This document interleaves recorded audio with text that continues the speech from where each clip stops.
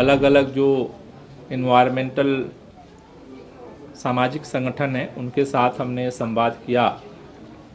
उसका जो पहला उद्देश्य है कि प्रदूषण जब पैदा हो जाता है उसको रोकने के लिए सरकार बहुत सारे कदम उठा रही है, लेकिन वो प्रदूषण पैदा करता है कोई, और वो हम सब दिल्ली वाले मिलके पैदा करते हैं। हम सब अपने हिस्से का प्रदूषण पैदा करते हैं। जो छोटे प्रदूषण के उत्सर्जन से मिल करके फिर वो दिल्ली का इतना बड़ा प्रदूषण बनता है। तो सरकार इस बार कोशिश कर रही है कि इसे कैसे एक जन आंदोलन बनाया जाए कि हम अपने हिस्से का प्रदूषण पैदा करते हैं उसको कैसे हम रोक सकते हैं एज ए इंडिविजुअल। जैसे हमारे घर में कोई जरूरत होती है तो एक एक सामान के लिए हम 5 बार मार्केट में बाइक लेके जाते हैं।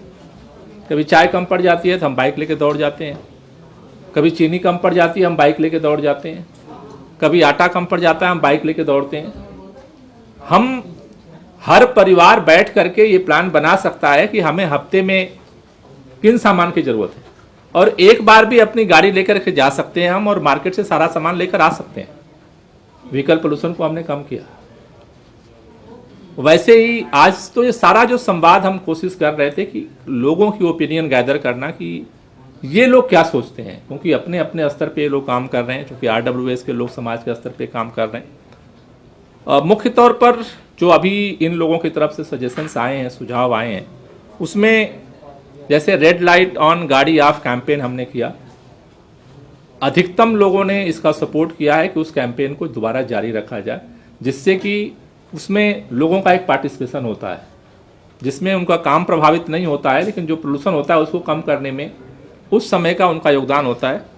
दूसरा, RWS अपने अपने स्तर पे कार पूलिंग को प्रमोट करें, इसका सजेशंस लोगों ने दिया है और कईयों ने कहा है कि हम अपनी जगह करते हैं।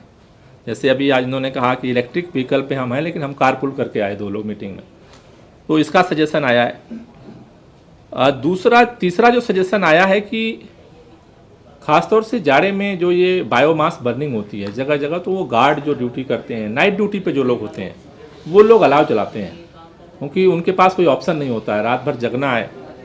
तो ये सजेशंस आया है कि RWA, NGOs और जो एजेंसी हैं, कंस्ट्रक्शन एजेंसीज हैं या और जो एजेंसियां हैं जो वर्कर्स को रखते हैं काम पर, उनको उनके लिए एक गाइडलाइन जारी किया जाए कि वो उनके लिए हीटर का प्रबंध करें, जिससे कि पूरे दिल्ली के अंदर जो बड़े स्तर पे बायोमास बर्निंग होती है उसको रोका जा सके।